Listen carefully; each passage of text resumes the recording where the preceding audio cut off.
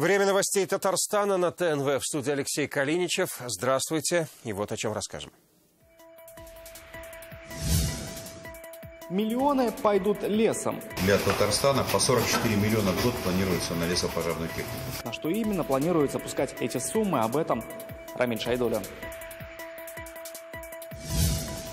Праздничные поручения. Вообще это был немножко такой бардак, где там каждый по-своему дома делает кому-то одолжение. Чего не хватает нашей науке, узнал Дмитрий Аренин. В селах Татарстана товарный голод. С каждым годом усиливается эта конкуренция. Об итогах работы потребительских кооперативов расскажет Рамиль Галиуллин. Республика простилась с Николаем Зеленовым. Он ходил и по цехам завода, соответственно, встречался с рабочими. Каким запомнит родоначальника шинной промышленности Анна Городнова. 44 миллиона рублей ежегодно Татарстан будет получать на лесопожарную технику. И так до 2024 года. Сегодня об этом сообщил глава Рослесхоза Иван Валентик. Он находится в Татарстане с рабочим визитом. С утра отправился в лес. На Высокой горе ему показали спецтехнику. Разговор продолжился в ратуше. Рамиль Шайдуллин о том, как не допустить пожара. Находится пожарная станция «Высокая гора».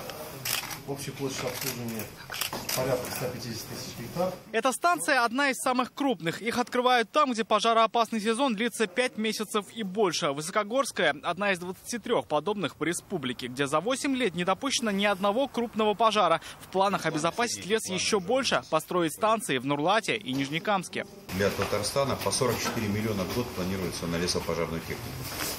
На ближайшие годы. Поэтому я думаю, что вы все свои потребности по закрытию этих территорий решите. О том, насколько эффективно в республике охраняется и выращивается лес, с главой Рослесхоза поделился и Рустам Минниханов. Президент и Иван Валентик провели встречу в Кремле. А уже в Казанской ратуше проходит совещание ведомства. 8 лет без пожаров значит, что Татарстана нет в списке пожароопасных регионов. Но чтобы в него не попасть, нужно поработать над оснащением. Комплекс мероприятий по охране, защите и воспроизводству лесов в рамках доведенного государственного задания был выполнен в полном объеме. С этого года в лесном фонде Татарстана грядут изменения. Сохранение леса стало частью нацпроекта «Экология». На него направят 150 миллиардов рублей, еще 22 на обновление техники. Именно как субвенции. Если вы помните, 12-13 год это были субсидии с распоряжением о едином поставщике. В этот раз мы пошли по другому пути, согласовали иную позицию, когда сами субъекты определят необходимый перечень оборудования, техники. Впервые машины, GPS-навигаторы и приемники ГЛОНАСС лесникам начнут вручать в рамках госпрограммы. В этом году в ней заложены расходы на лесопатрульную технику и оборудование. Рамиль Шайдуллин, Андрей Сентальцев, Юлия Муратова, Ренат Сафин, ТНВ, Высокогорский район, Казань.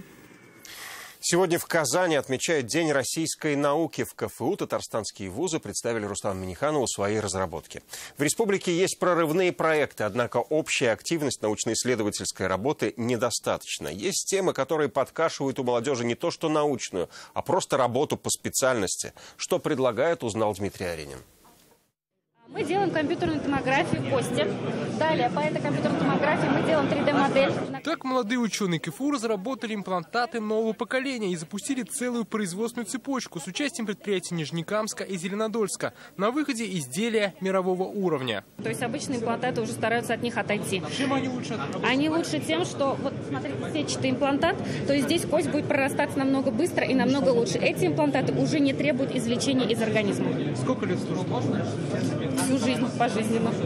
Передовыми разработками могут порадовать многие вузы республики. Достижения сегодня показали Рустаму Минниханову. Тут и новые технологии нефтехимии, геодезии, медицины. Она не вступает в коммуникации, она инертная, ей вот, видите, ей ничего не надо. Средства, чтобы расшевелить, сейчас не помешали бы всей науке Татарстана. Активности ее исследований недостаточно. Хотя в последние годы в модернизацию образования инвестировали более 2 миллиардов рублей, плюс гранты по программе «Алгарыш». Основная проблема сегодня – это создание инновационной среды, так сказать, коровы со всеми ее атрибутами. Той коровы, без которой нельзя получить молоко. Вот плохая инновационная среда приводит к тому, что многие наши выдающиеся разработки уже на стадии стартапов находят применение за рубежом. Рустам Минниханов призвал вузы лучше сотрудничать с бизнесом и предприятиями. Сейчас в Татарстане работают 46 высших учебных заведений. В них учатся почти 150 тысяч человек. И некоторые не то что до науки не доходят, но даже не идут работать по специальности, особенно целевики. Вообще это был немножко такой бардак, где там каждый по-своему думал, делает кому-то одолжение или какие-то другие свои интересы, но на самом деле эти кадры очень нужны, и они должны готовиться под те задачи, которые предусмотрены. Еще выпускников предлагают не поодиночке отпускать в свободное плавание поиска работы, а еще во время учебы создавать проекты, над которыми будут работать студенты разных специальностей, и потом смогут воплотить их на производстве.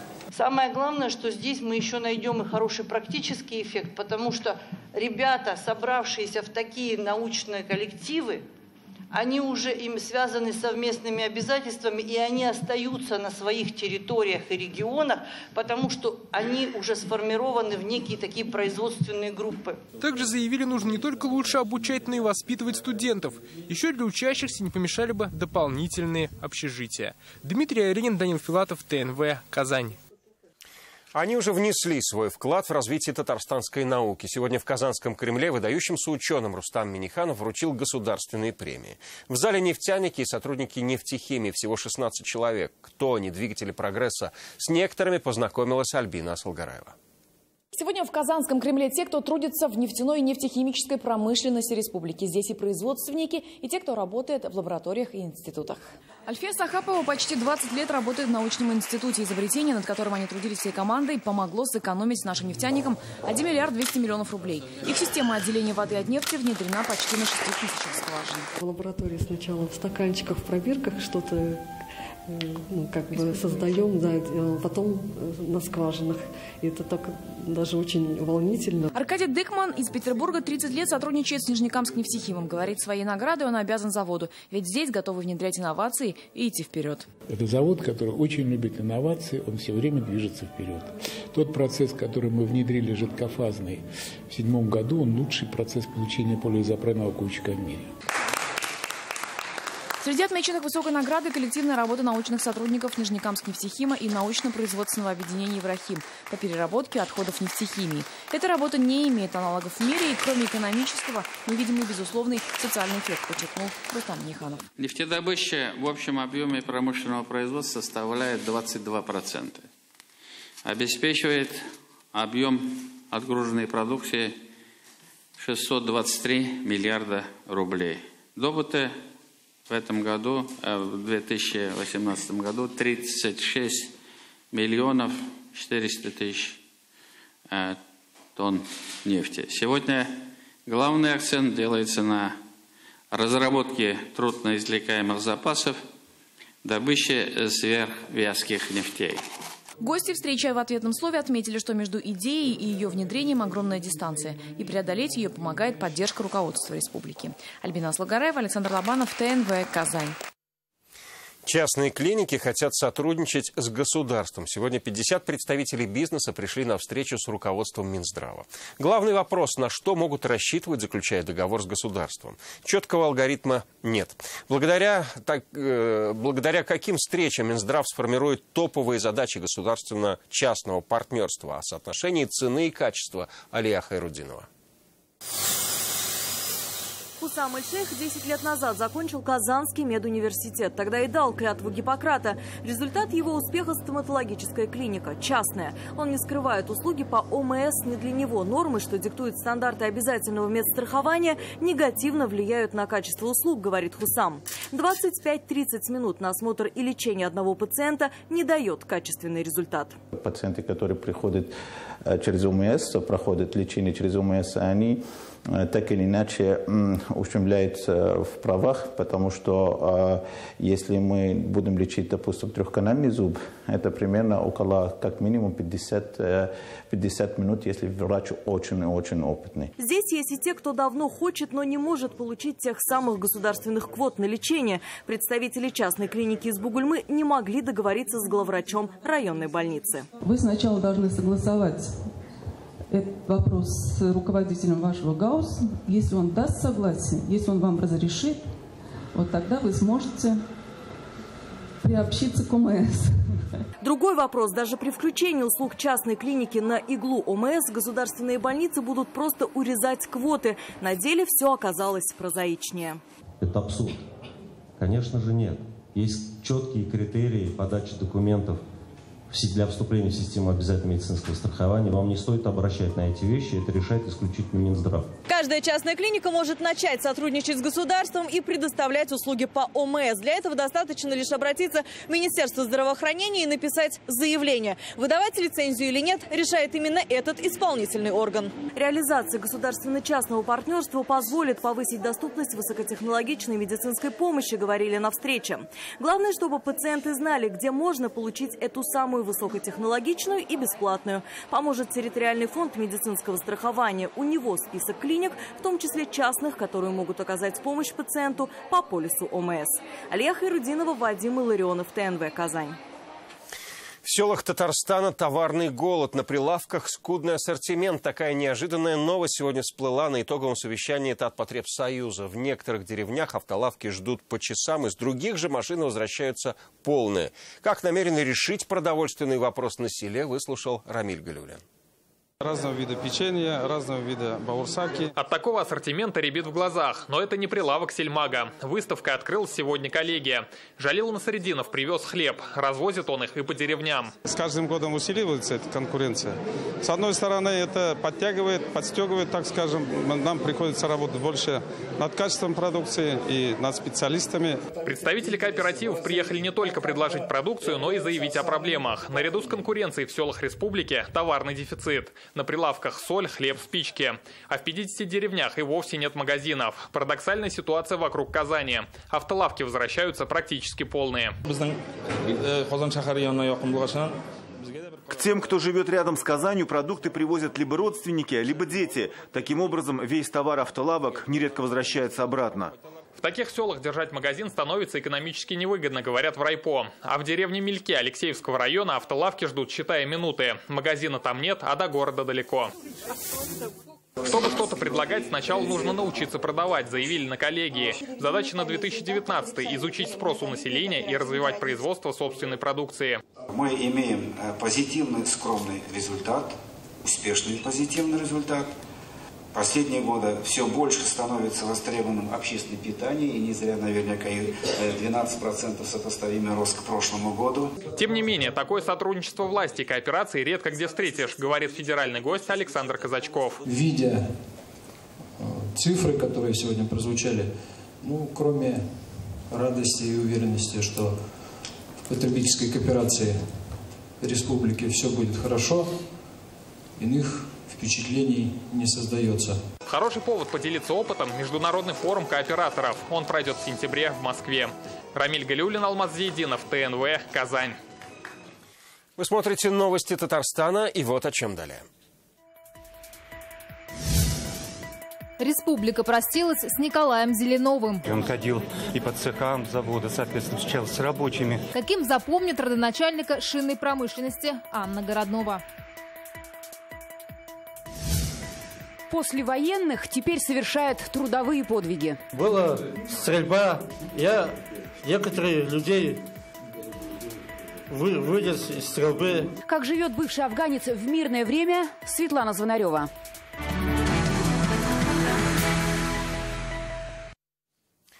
Очистные в работе, к остальному вопросу. Сегодня во время рабочей поездки в Зеленодольск Алексей Песошин посетил реконструируемые очистные сооружения в Васильево. Здесь идет первый этап работы и уже запланирован второй.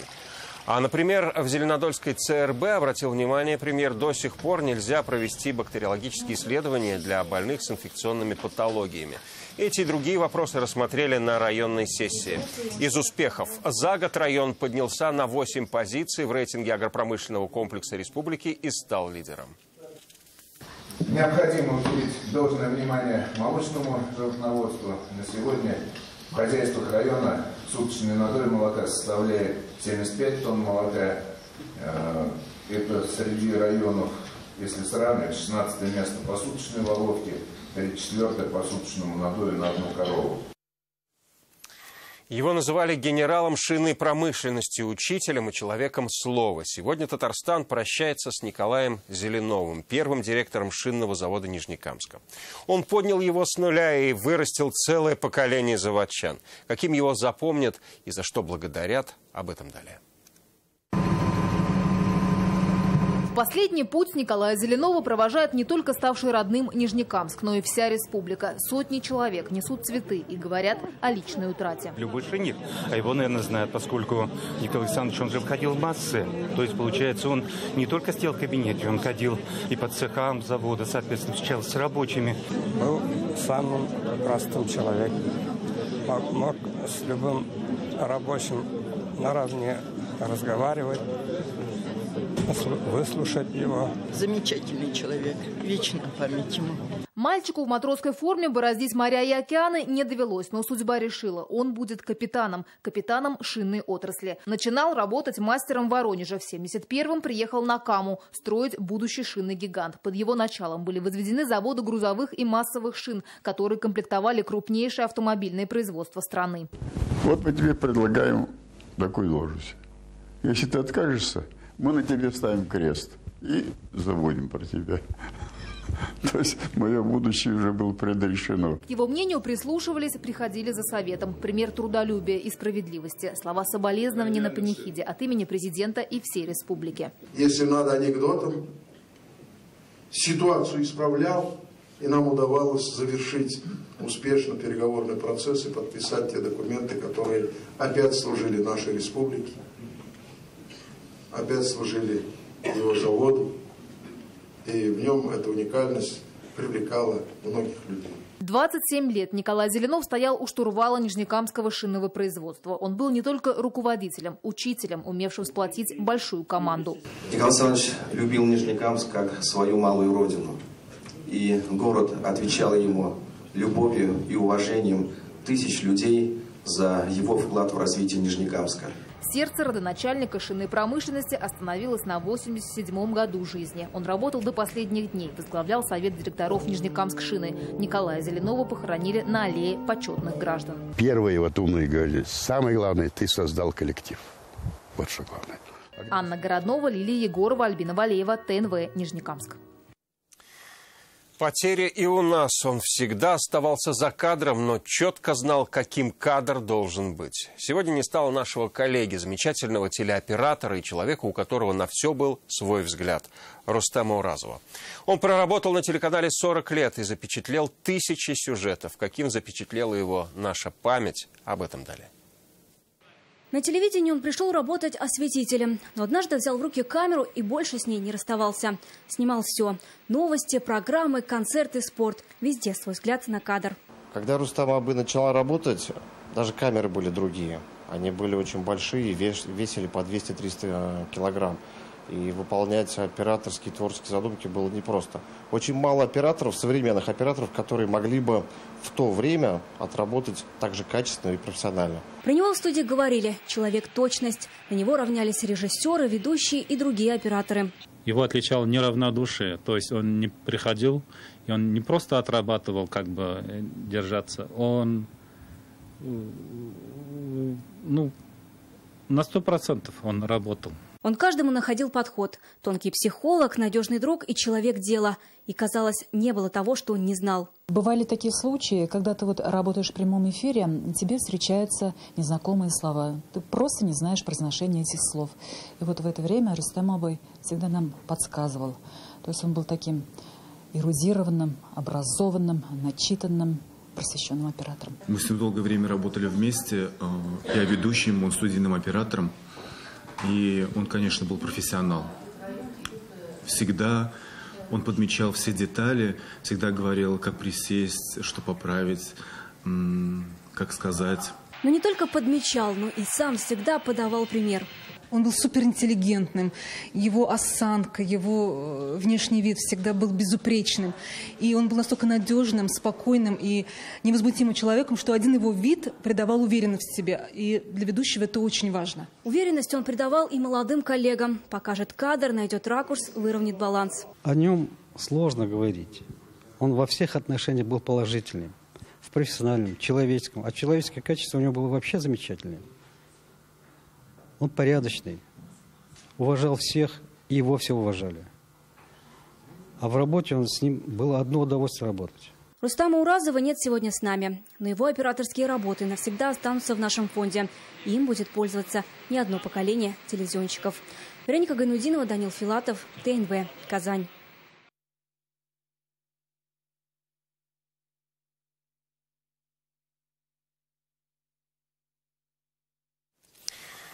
Эту войну они не забудут никогда. На сегодняшний день в Нурлатском районе проживает 154 воина-интернационалиста. Один из них Сергей Васильев. Юноша попал в горячую точку в марте 1984-го. Во время боевых действий спас жизни своих товарищей. За что награжден медалью за боевые заслуги. Теперь награды получает уже за трудовые заслуги. Светлана Звонарева пообщалась с героем. Я ухожу, сказал парнишка, есть сквозь грусть, не навсегда. Ты жди меня, и я вернусь. Призывник Сергей Васильев в 1983 году ушел в армию, к счастью, не навсегда. Прошел учебку в Ташкенте, а в марте 1984-го попал в Афганистан. Он не любит вспоминать, через что ему пришлось пройти и сколько раз он встречался лицом к лицу со смертью. Медаль за боевые заслуги – доказательство проявленного на войне героизма. Была стрельба.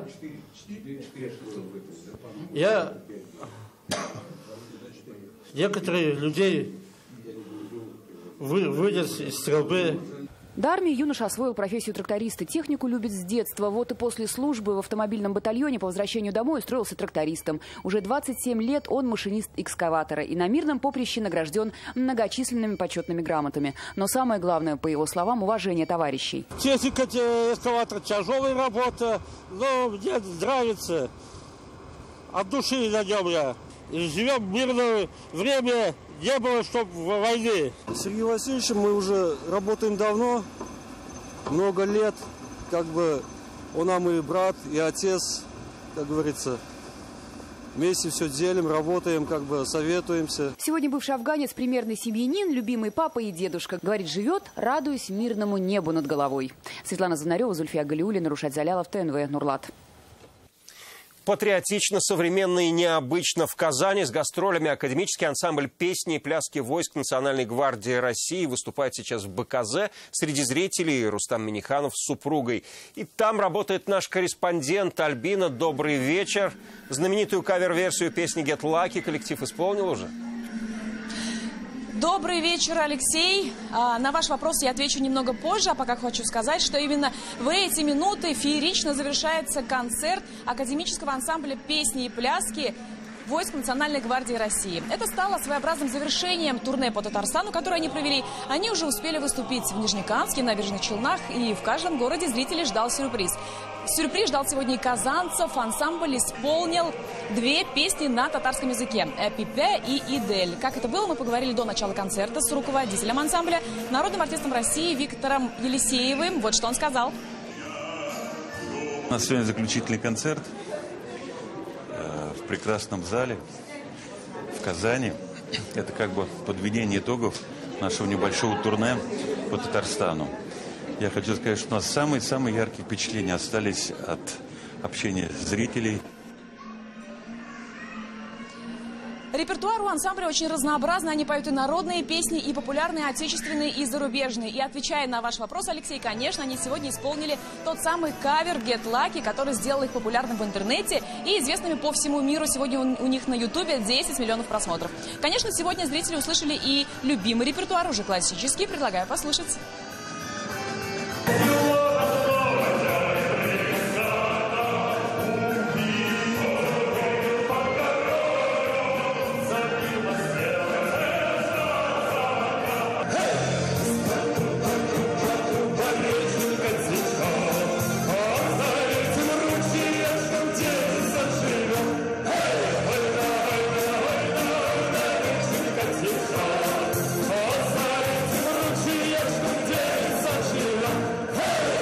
Это очень интересно посмотреть, как выступает Росгвардия, послушать, как они поют.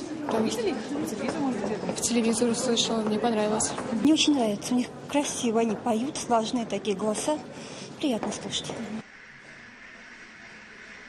Хочу отметить, что сегодня концерт посетил и президент Республики Рустам Минниханов. Он также наслаждался представлением. И, конечно, мало будет сказать, что концерт сегодня прошел грандиозно и феерично. Каждый номер провожали бурными овациями, и артистов еще очень долго не отпускали со сцены. Алексей? Спасибо, Альбина. Это было включение из большого концертного зала. Далее о погоде, после чего на ТНВ вызов 112. Я же прощаюсь с вами до следующего выпуска. Он в 21:30. До встречи.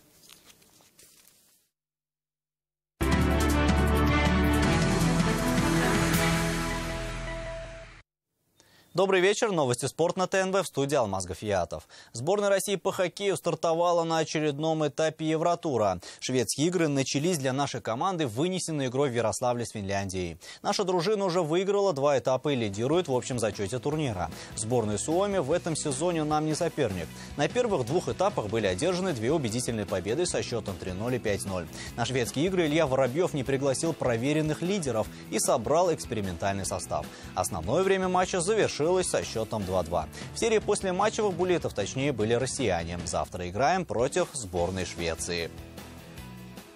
Тем временем в Казанском манеже прошел финал зимнего первенства по футболу среди мальчиков 2009 года рождения. Обыграв на своем пути десятки коллективов, до решающего этапа добрались всего 2 команды. По результатам непростой игры главный титул юношеского футбола достался представителям Вахитовского района. Серебро у команды «Стрела». Зимний турнир завершен, однако сезон для игроков только начинается. После победы на городском этапе футболистов ждут выступления на республике. А если повезет, то ребята поедут на российское первенство.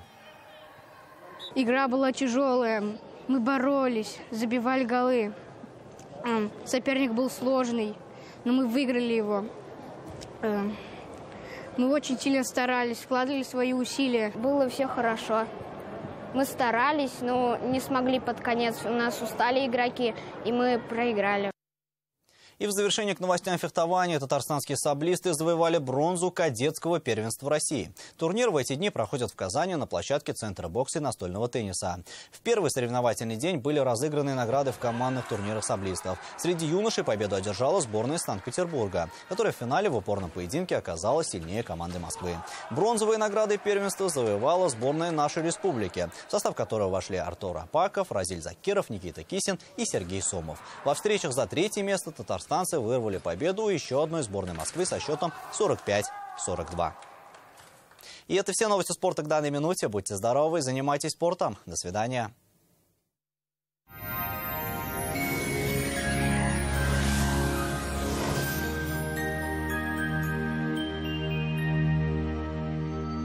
Здравствуйте! О погоде после интересной информации. Изготовитель корпусной мебели на заказ ООО «Данил Мастер». Хотите качественную и недорогую кухню по вашим размерам? Данил Мастер исполнит ваше желание. Данил Мастер, Казань, Восстание 23, телефон 2-167-166. Дорогая, я подарю тебе звезду. А может, лучше квартиру? С нами возможно все. Только в честь праздника Дня влюбленных. Квартиры в ЖК Приволжский со скидкой до 100 тысяч рублей. 561-08-81. ООО СМУ номер 12. В честь Дня влюбленных дарит скидку до 100 тысяч рублей. Сделайте подарок любимым. Купите квартиру в ЖК Приволжский.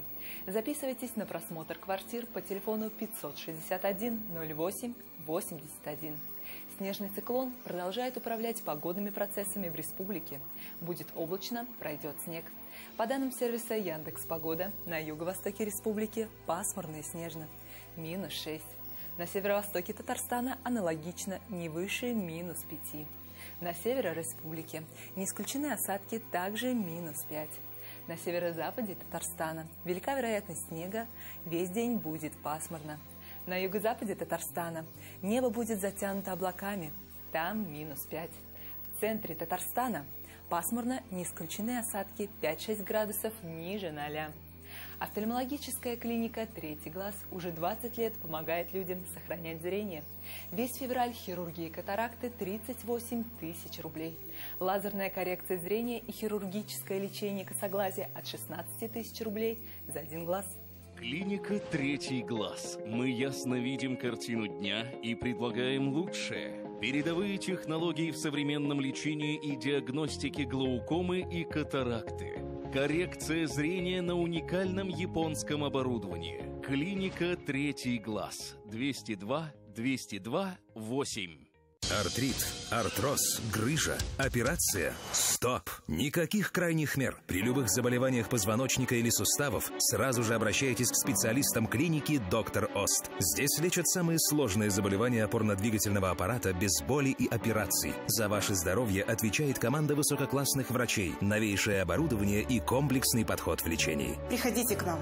Убедитесь, что вернуться к полноценной жизни – это просто. Федеральная сеть медицинских центров «Доктор Ост». Лечение самых сложных заболеваний позвоночника и суставов без боли и хирургического вмешательства. За 10 лет в 10 городах России врачами клиники отменено более 10 тысяч операций. В Казани будет облачно, временами снег. 3-5 градусов ниже 0. Ветер юго-западный 5 метров в секунду. Атмосферное давление 759 миллиметров ртутного столба. Влажность воздуха 86%. Ожидается магнитная буря. Берегите свое здоровье. Спонсор показа – клиника ФармТ.